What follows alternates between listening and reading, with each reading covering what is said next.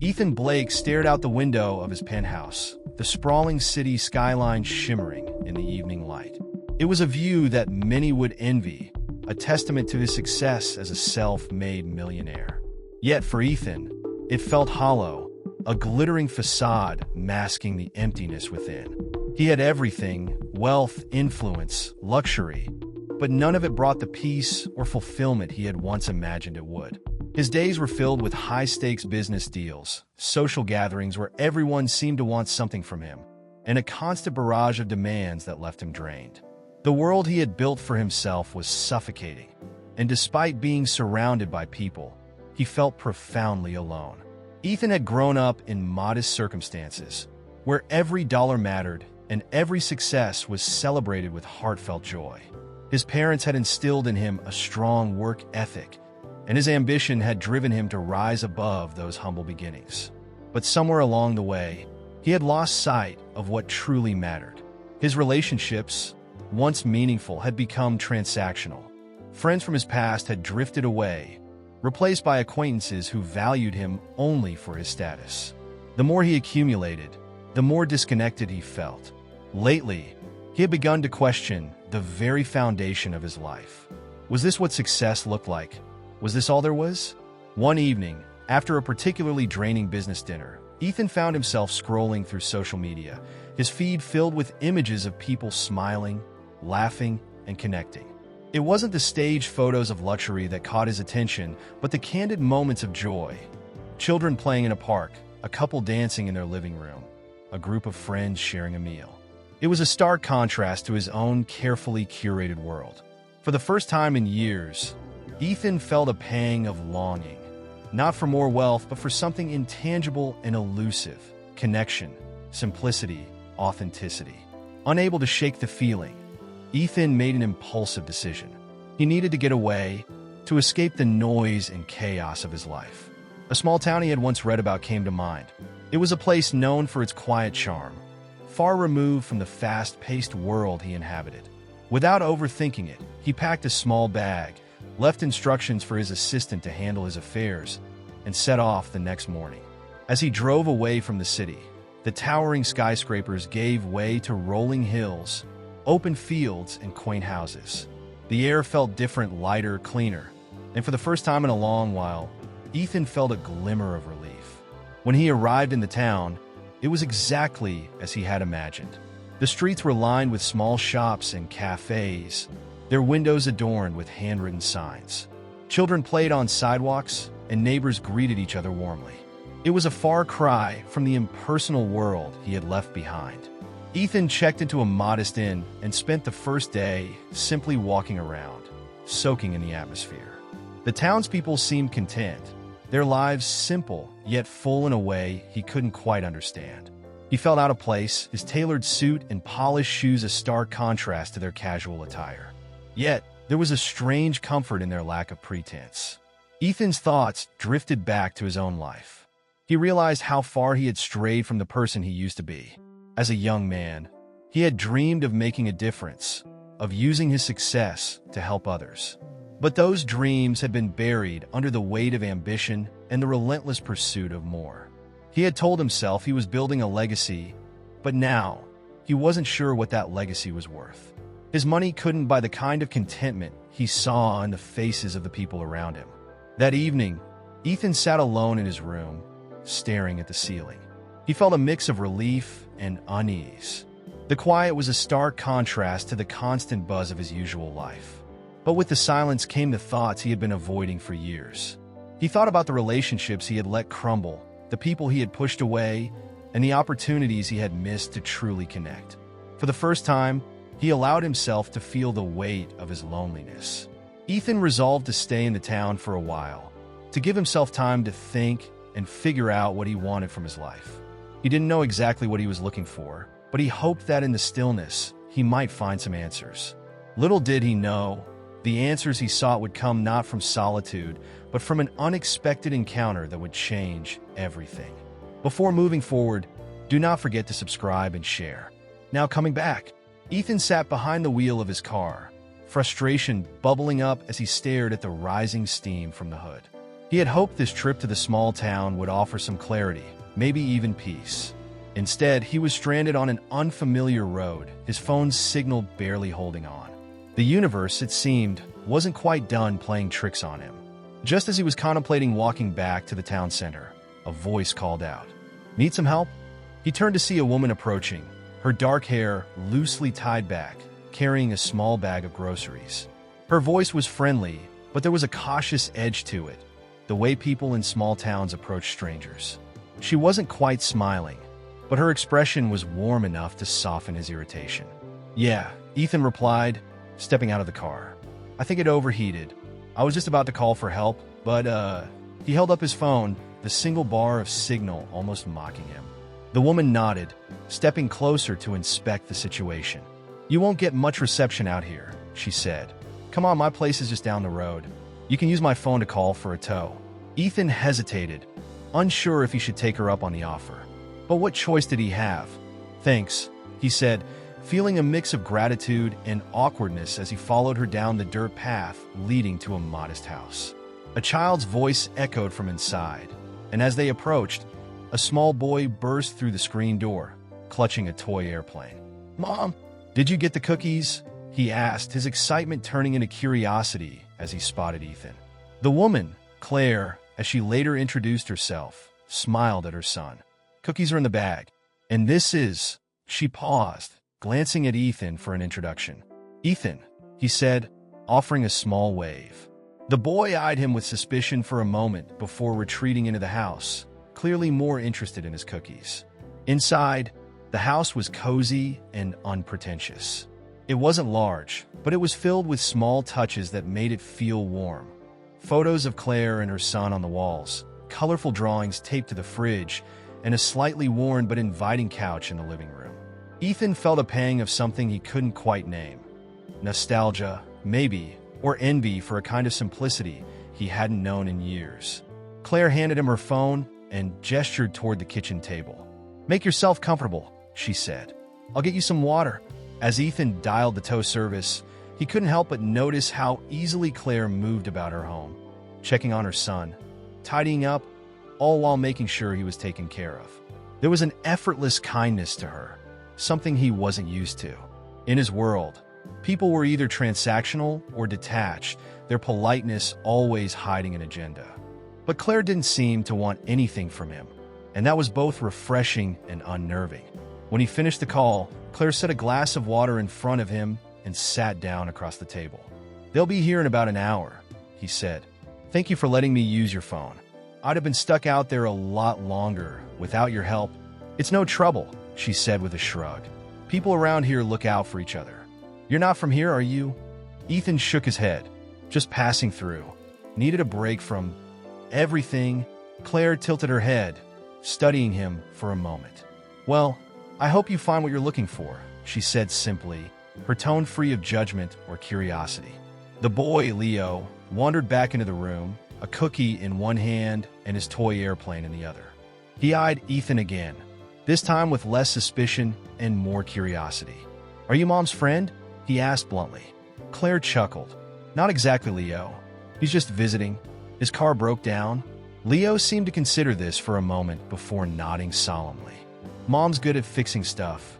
She always fixes my toys." Ethan smiled, the boy's earnestness catching him off guard.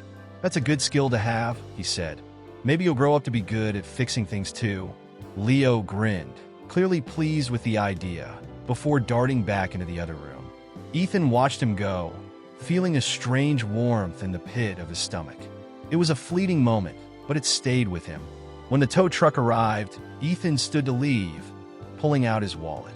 "I'd like to give you something for your trouble," he said, holding out a few bills. "It's the least I can do." Claire frowned, shaking her head. "You don't need to do that," she said firmly.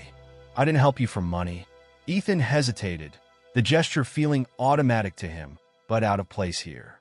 "Well, thank you," he said, tucking the bills away. "I really appreciate it." Claire smiled, walking him to the door. "Take care, Ethan."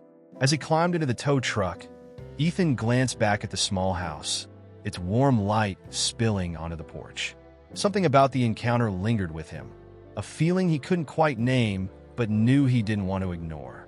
For the first time in a long while, someone had helped him without expecting anything in return, and it left him both unsettled and oddly hopeful.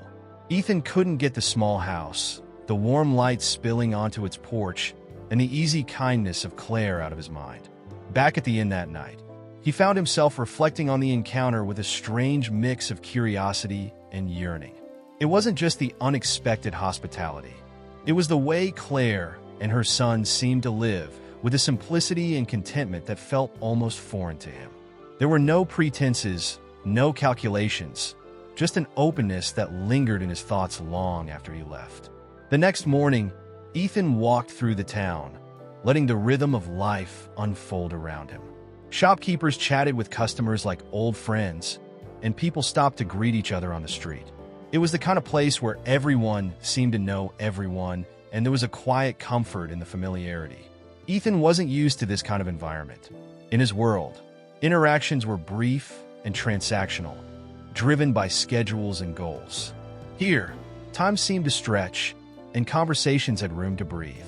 He found himself drawn to the town square, where a group of children played on a small playground while parents watched from nearby benches. There was laughter, the sound carrying easily in the open air, and Ethan couldn't help but stop and observe. He remembered being a kid, running through the park with his friends, his biggest concern being whether he'd get called home for dinner before he could finish a game. Somewhere along the way, life had shifted, and those carefree moments had been replaced by deadlines, expectations, and pressure. As he wandered further, Ethan noticed Claire in the distance. She was standing near an old, slightly run-down building with a faded sign that read Community Center. She was talking to another woman, her hands gesturing animatedly as if explaining something important. Ethan hesitated for a moment, unsure if he should approach. But something pushed him forward, a curiosity that had taken root since their first meeting. "Ethan," Claire said when she noticed him, her face lighting up with surprise. "Didn't expect to see you here. I'm just exploring," he said, glancing at the building. "This is the community center?" Claire nodded, the faintest hint of pride in her expression. "It's the heart of this town, really. We run programs for the kids, host events, and it's a place for people to come together."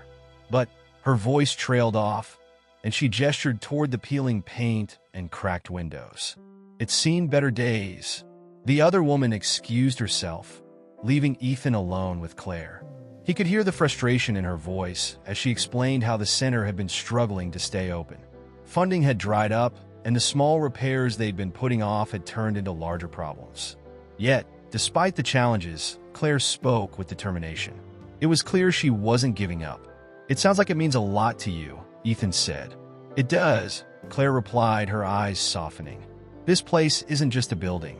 It's where people connect, where they find help when they need it. My son loves coming here for the after-school programs.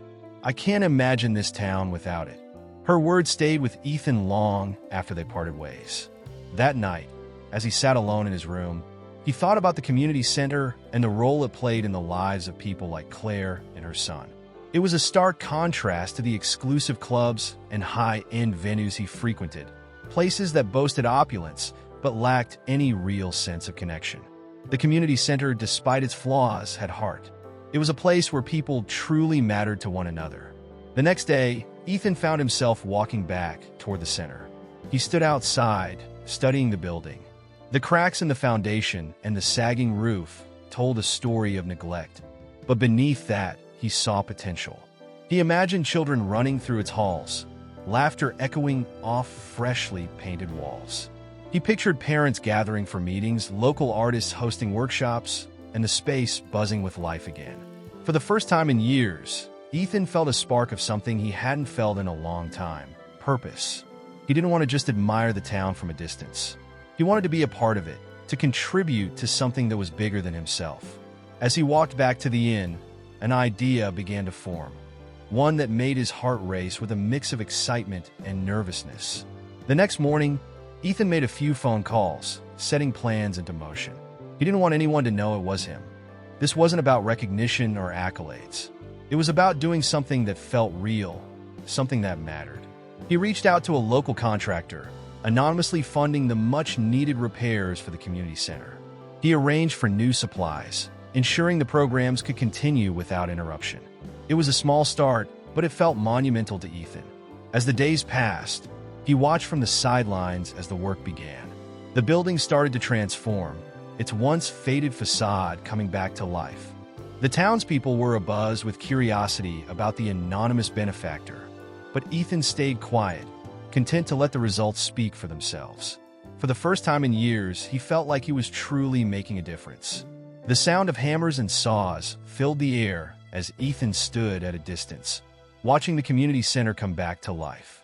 Workers moved with purpose, repairing the cracked walls, replacing broken windows, and giving the building a fresh coat of paint. It was a transformation, not just of the building, but of the spirit of the town. People passed by, pausing to comment on the progress, their curiosity buzzing about the mysterious benefactor who had funded it all. Ethan listened from the background, a faint smile on his face. For once, he didn't need credit or recognition. The joy and hope he saw in their faces was enough. He walked into the local hardware store one afternoon, ostensibly to pick up something trivial, though mostly just to blend into the rhythm of the town. A group of older men stood near the counter, talking animatedly about the renovations. "I hear it's someone from out of town," one said, scratching his head. "Big shot, maybe. Someone who sees potential in this place." "Whoever it is," another added, "they've got a good heart." It's been a long time since someone cared about this old town.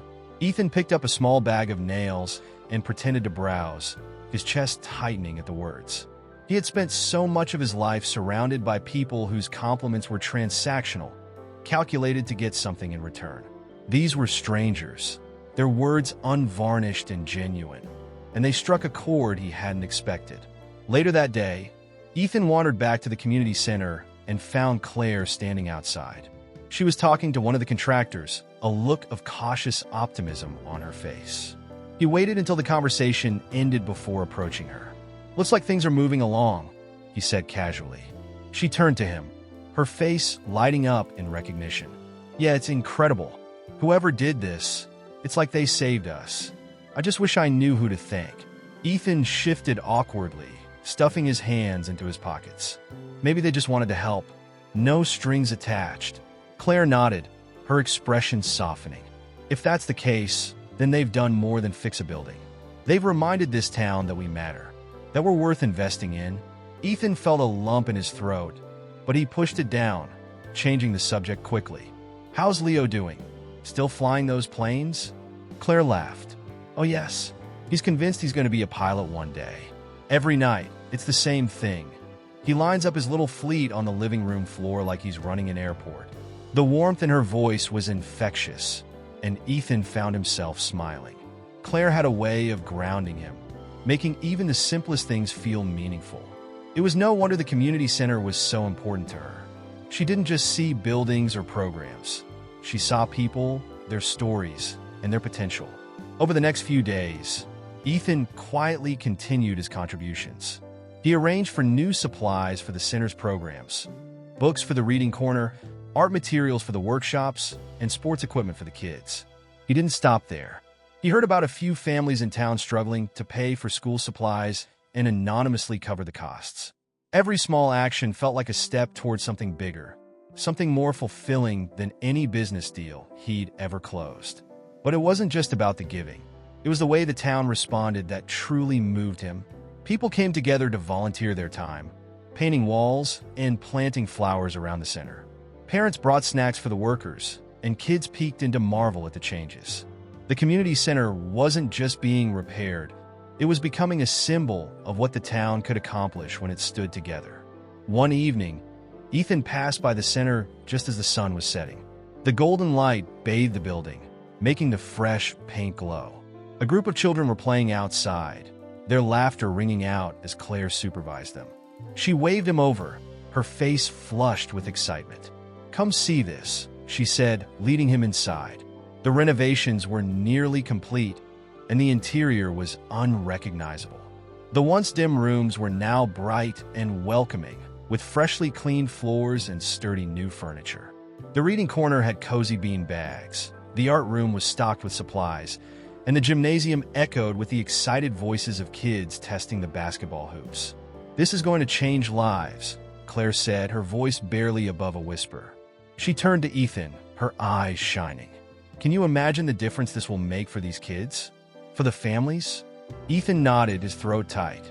He could see it clear as day, and for the first time in a long while, he felt like he was a part of something that truly mattered. As he left the center that night, Ethan felt a quiet sense of pride. Not the kind that came from status or accolades, but the kind that came from knowing he had made a difference. He didn't need anyone to know it was him. The happiness in Claire's voice, the laughter of the children, and the renewed energy of the town were reward enough. Before moving forward, do not forget to subscribe and share. Now, coming back, Ethan found himself returning to the community center more often, not out of obligation, but because it felt right. Over the weeks, he had become a familiar face, and the townspeople began to greet him warmly. Even though they didn't know about his role in the center's transformation, they treated him like one of their own. It was a strange but welcome feeling, one he hadn't realized he'd been longing for. His bond with Claire also grew, though neither of them actively tried to make it happen. It was as though the natural flow of their interactions simply brought them closer. One afternoon, Ethan arrived at the center to find Claire in the middle of an art activity with a group of children. Paint splattered on her hands and clothes, and she laughed as one of the kids proudly showed her a crooked but colorful painting of a tree. She caught sight of Ethan and waved him over. "You're just in time," she said with a grin. "We got a spare canvas. Care to show off your artistic skills?" Ethan hesitated, then chuckled. "I haven't painted anything since grade school. I'm not sure I should subject anyone to that." The kids laughed, urging him to join. Claire handed him a paintbrush, her expression teasing but encouraging. "Come on, Mr. City Man, don't tell me you're afraid of a little paint." He rolled up his sleeves, sitting down at the table with mock reluctance. Within minutes, he was absorbed in the simple act of painting, the weight of his usual worries forgotten. When he looked up, Claire was watching him, a small, almost knowing smile on her face. "You're not bad at this," she said, nodding toward his work, a rough but earnest attempt at a sunset. "See? Told you it's not so scary." Ethan shrugged, feeling a little embarrassed but also strangely proud.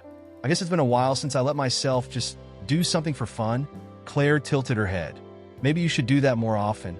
It was such a simple suggestion, but it struck a chord. Ethan realized how rare it was for him to let go of control, to just be present in the moment. That day at the center, surrounded by children and Claire's warm laughter, he felt something he hadn't in a long time, a sense of belonging. Later, as the activity wound down, Leo ran up to Ethan, holding a small paper airplane he had decorated. "Look," the boy said excitedly. "I made it faster than ever. Want a race?" Ethan smiled, crouching down to meet the boy's eyes. "Sure, but don't be too upset when I win." Claire laughed from across the room. "Don't underestimate him. Leo takes his airplanes very seriously." Ethan playfully narrowed his eyes at Leo. "Is that so? Well, I guess I'll have to bring my A game." The two of them ran outside, where they raced their paper planes across the field. Ethan's competitive side emerged, but he found himself laughing with Leo rather than worrying about winning. Claire watched from the steps, her arms crossed and a soft smile on her face. Seeing Ethan interact with her son, she felt a warmth she hadn't allowed herself to feel in years. As the sun dipped lower in the sky, the three of them sat on the steps of the community center, enjoying the cool evening breeze. Leo was chattering about his future as a pilot, his enthusiasm infectious. Ethan listened intently, occasionally nodding or asking questions that made Leo light up even more. "He really likes you, you know," Claire said quietly when Leo ran off to retrieve another airplane. "It's not easy for him to warm up to people, but with you, I don't know. It's different." Ethan glanced at her, a little surprised but deeply touched. "He's a great kid, smart, funny, and full of energy. You've done an amazing job raising him." Claire's smile faltered slightly, and she looked away for a moment. "It hasn't always been easy. After his dad left, I wasn't sure if I was enough. But he's my whole world, and I'll do whatever it takes to give him the best I can." Ethan didn't know what to say at first. Her vulnerability was so raw, so unguarded, and it reminded him of how much she carried on her shoulders. He reached out, lightly placing a hand on her arm. "You're doing more than enough. And it shows." For a moment, they sat in silence, the weight of the conversation lingering between them. But it wasn't uncomfortable.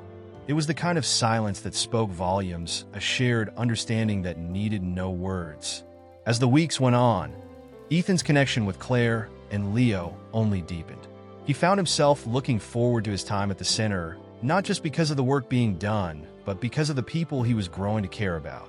Claire's optimism and strength inspired him in ways he couldn't have anticipated, and Leo's boundless curiosity reminded him of the joy and wonder he had long since buried under the weight of his responsibilities. Ethan had come to the town searching for something he couldn't name, and though he wasn't entirely sure yet, he felt closer to finding it. It wasn't just the center or the community. It was the feeling of being part of something real, something that didn't rely on wealth or status. It was the way Claire and Leo made him feel, seen, valued, and perhaps for the first time in years, genuinely happy. The community center buzzed with energy as townspeople gathered for a special meeting. The renovations were nearly complete, and the air was thick with excitement and gratitude. Claire stood at the front, beaming as she addressed the crowd, thanking everyone for their contributions, time, effort, and spirit. The transformation of the center had been a community-wide effort, but the question on everyone's mind remained: who was the mysterious benefactor who had made it all possible? Ethan sat quietly in the back of the room, his usual spot during town gatherings. He watched Claire speak, her words heartfelt and genuine, and felt a swell of pride. This wasn't just about the building anymore. It was about what it represented, a renewed sense of hope and unity. He planned to keep his role hidden, believing the focus should stay on the community and not on him. But fate had other plans.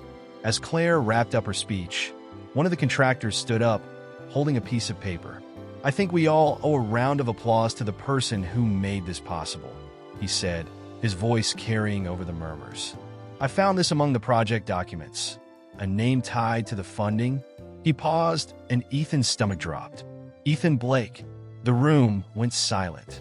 All eyes turned toward Ethan, who sat frozen in his seat. The contractor hadn't meant any harm, clearly thinking it was time for the truth to come out, but Ethan hadn't been prepared for this moment. His heart pounded as whispers rippled through the crowd. People exchanged glances, their curiosity turning to confusion and then cautious understanding. Ethan stood slowly, his palms damp as he faced the expectant eyes of the community. He cleared his throat, his voice steady despite the nervous energy coursing through him. "It's true," he admitted, meeting their gazes. "I've been fortunate in life, and when I saw what this center meant to all of you, I wanted to help, but I didn't want recognition. This was about the town, about what you've all built here." For a moment, there was silence, the kind that stretches unbearably long. Then, someone started clapping. It was Claire.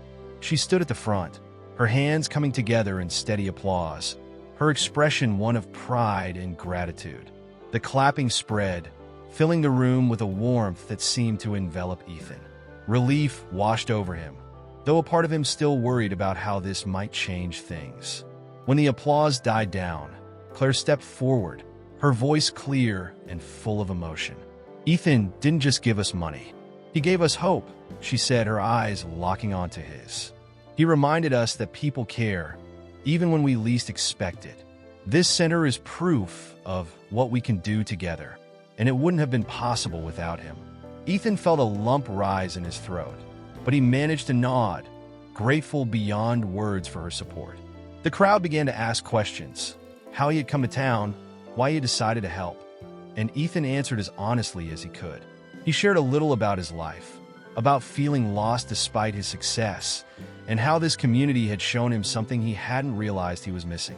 "I didn't come here to fix anything," he said, his voice quieter now. "If anything, this town has been fixing me. Seeing the way you all support each other, the way you fight for what matters. It's reminded me of what's truly important." The words hung in the air, and for a moment, Ethan worried they might come across as insincere. But the nods of understanding and the murmurs of agreement reassured him. These people didn't care about his wealth or status. They cared about his actions, about the way he had chosen to use what he had to help others. After the meeting, people came up to thank him personally. Some were cautious, unsure how to approach a man they now saw in a different light, but most were warm and genuine. Ethan shook hands, exchanged smiles, and felt an overwhelming sense of connection. It was unlike anything he had experienced before, and it filled a void he hadn't even realized was there. As the crowd began to thin, Claire found him near the door. "You didn't have to keep it a secret, you know," she said, her tone light, but with a trace of something deeper. "These people would have appreciated you either way." Ethan chuckled, rubbing the back of his neck. "I wasn't sure how they'd react. I didn't want it to feel like I was showing off." Claire studied him for a moment, then smiled. "You weren't. What you did, it came from the heart. People can see that." Leo appeared at her side, holding Ethan's hand with a wide grin. "Does this mean you're staying here forever?" the boy asked, his innocence cutting through the seriousness of the moment. Ethan crouched down to meet Leo's eyes. "What do you think?" he asked playfully. "You think I'd fit in here?" Leo nodded enthusiastically, and Claire laughed, her gaze softening. "I think you already do." That night, Ethan walked home under the stars, the weight of the evening still settling in. For years, he had felt like an outsider, even in his own life. But here, among these people, he felt something he hadn't in a long time: acceptance. The days after the revelation at the community center were a whirlwind for Ethan. People in the town now saw him in a new light, not as an outsider passing through, but as someone who had become an integral part of their story. It was a strange but welcome feeling. For years, Ethan had been surrounded by people who knew him only as a wealthy businessman, a figure of influence. Here, he was Ethan, someone who had helped when it mattered most. The weight of that identity shift was both humbling and liberating. Ethan threw himself wholeheartedly into the community, no longer content to stand on the sidelines. He volunteered at the center, helping organize events and working alongside others to ensure everything ran smoothly. It wasn't the kind of work he was used to. There were no high-stakes meetings, no spreadsheets or strategies, but it was fulfilling in a way that nothing else had ever been. He found joy in the small moments: a child's laughter during an arts and crafts session, the gratitude in a parent's eyes, the camaraderie that came from working together toward a common goal. Claire noticed the change in him immediately. She watched as he interacted with the children, kneeling on the floor to help them with their projects, his expensive watch forgotten on a nearby table. He wasn't just helping, he was present, fully engaged in the moment. It was a side of Ethan she hadn't expected to see, and it made her smile. "You're a natural," she teased one afternoon as they cleaned up after a particularly chaotic art session. Paint smudged his hands and shirt, and he laughed as he surveyed the colorful mess. "I don't know about that," he replied, stacking brushes into a jar of water. "But I'm learning. Kids are good at teaching you things you didn't know you needed to know." Claire nodded, her expression softening. "They have a way of reminding you what's important." That night, as Ethan sat alone in his room at the inn, he thought about her words. What was important? For most of his life, he believed it was success, building wealth, achieving goals, climbing higher and higher. But now, those things seemed distant, almost insignificant compared to what he had found here. The town, the community center, Claire, and Leo, they had shown him a different way to live, one that wasn't defined by status or material possessions. The realization brought both clarity and a sense of purpose. Ethan decided it wasn't enough to simply contribute financially. He wanted to build something lasting, something that would continue to benefit the town long after he was gone. Over the next few weeks, he began working quietly on a larger plan. He met with local leaders, discussing ideas for new programs and initiatives that could strengthen the community. He used his connections to bring in resources and expertise, but he made sure the townspeople were involved every step of the way. This wasn't about him, it was about them. One of his first projects was creating a mentorship program for the children. Inspired by Leo's dreams of becoming a pilot, Ethan partnered with a nearby organization to bring in professionals from various fields to speak with the kids and inspire them. The program was an instant success. Watching the children's faces light up as they met scientists, artists, and entrepreneurs made Ethan feel a pride that was different from anything he'd experienced in his business career. It wasn't about accolades or profit. It was about impact. At the same time, Ethan deepened his connection with Claire and Leo. He found himself spending more time at their house, often joining them for dinner or helping Leo with his homework. The three of them fell into an easy rhythm, their interactions marked by a warmth and familiarity that felt natural. Claire's strength and kindness continued to inspire him, and Leo's unfiltered enthusiasm reminded him of the joy he had forgotten existed. One evening, after a particularly long day at the center, Ethan and Claire sat on her porch, watching as Leo played in the yard. The sun was setting, casting the world in a soft, golden light. "Do you ever think about what's next?" Claire asked, her voice quiet. Ethan glanced at her, surprised by the question. "What do you mean?" "For you," she said. "You've done so much for this town, for the center. But I get the sense you're still figuring out where you fit." He thought about her words for a moment before answering. "For the first time, I'm not in a rush to figure it out. Being here, it's given me something I didn't even know I was looking for. Purpose, maybe, or connection. I don't know, but I do know that I'm not ready to leave." Claire smiled, her eyes reflecting the fading sunlight. "Good, because this town needs you, and so do we." Ethan felt a warmth spread through him at her words, a sense of belonging that was as profound as it was unexpected. He had come to the town searching for answers, but what he had found was so much more.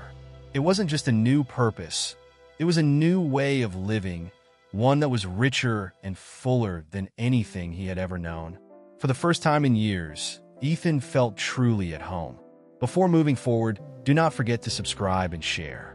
Now, coming back, the day of the grand reopening arrived, and the community center buzzed with excitement.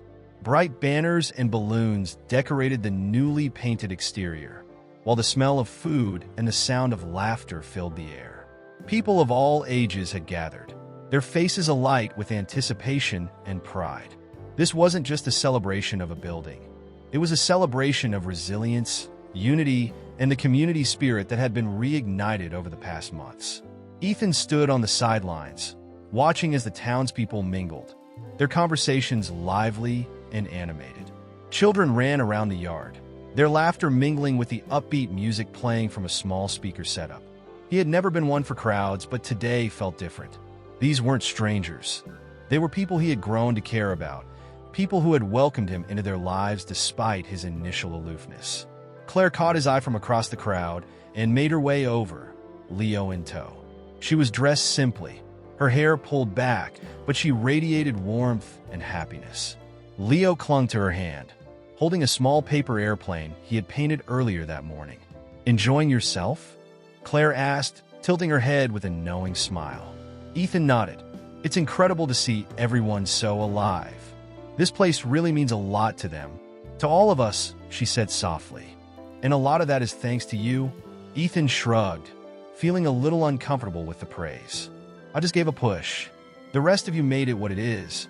Claire smiled, her eyes filled with something he couldn't quite place. Gratitude, maybe, or something deeper. "Don't sell yourself short." Leo tugged at Ethan's sleeve, pulling him out of the moment. "Come on, Ethan. I want to show you the new reading corner." Laughing, Ethan let the boy drag him inside. The room had been transformed, its walls painted with bright, cheerful murals, and shelves stocked with books of all shapes and sizes. Children were already sprawled on the bean bags, engrossed in their favorite stories. Leo guided Ethan to a small table where a group of kids were flipping through picture books. "This is where I'm going to sit and read about planes," Leo announced proudly. "Maybe one day, I'll build a real one." Ethan crouched down, smiling at the boy's enthusiasm. "I don't doubt it for a second, buddy." The rest of the afternoon passed in a blur of speeches, games, and shared meals. Town leaders took turns at the microphone, thanking everyone for their contributions and highlighting the impact the center would have on future generations. When Claire was invited to speak, Ethan watched as she stepped forward, her voice steady but filled with emotion as she described what the center had meant to her and Leo. She didn't mention Ethan directly, but her gaze found his in the crowd, and the look in her eyes said more than words ever could. As the sun dipped lower in the sky, the celebration moved outside again. Twinkling lights strung up around the yard cast a warm glow over the crowd. People danced to music, their movements uncoordinated but full of joy. Ethan stood at the edge of the festivities, sipping a cup of lemonade. When Claire approached him again, her cheeks flushed from dancing. "Why aren't you out there?" she asked, gesturing toward the makeshift dance floor. Ethan raised an eyebrow. "Let's just say dancing isn't one of my strengths." Claire laughed, taking his hand without waiting for permission. "Come on, no one's grading you." She pulled him toward the crowd, and before he could protest, they were surrounded by townsfolk swaying to the music. Ethan moved awkwardly at first, but Claire's laughter was infectious, and soon he found himself smiling, letting go of his self-consciousness. It wasn't about the steps or the rhythm. It was about being part of something, about sharing a moment of pure, unfiltered joy. When the music slowed, Claire stayed close, her hand still resting in his. "You're different," she said softly, her voice barely audible over the chatter around them. "Different how?" Ethan asked, genuinely curious. "When I first met you, you seemed lost, like you didn't know what you were looking for. But now," she paused, her eyes searching his. "Now, you seem like you've found it." Ethan looked at her, the words sinking in. She was right. He had been lost, chasing a life that had left him empty. But here, in this town, with these people, especially with Claire and Leo, he had found something real. Purpose, connection, home. "Maybe I have," he said, his voice steady. "And a lot of that is thanks to you." Claire smiled, her eyes glistening. "We're glad you're here." As the night wound down, Ethan stood on the porch of the community center, watching the townsfolk slowly filter out, their laughter and goodbyes lingering in the air. Claire and Leo stood beside him, the three of them quiet as they looked out over the glowing yard. "Are you staying?" Leo asked suddenly, his voice small but hopeful. Ethan glanced at Claire, who gave him an encouraging nod. He crouched down, meeting the boy's wide eyes. "Yeah, buddy, I'm staying." The boy's face lit up, and he threw his arms around Ethan in a hug that nearly knocked him over. Claire laughed, stepping closer as Ethan stood, his heart full in a way he hadn't thought possible. As the lights dimmed and the night grew still, Ethan felt a deep sense of peace. He had come to this town searching for clarity, but he had found something far greater, a life filled with meaning, love, and a place where he finally belonged. And for the first time in years, he was truly home. I know you guys have already subscribed till now, but if you have not, do like, share, and subscribe.